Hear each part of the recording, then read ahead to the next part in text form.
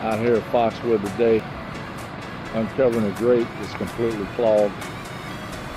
Got the vac truck out on Cardamom Drive.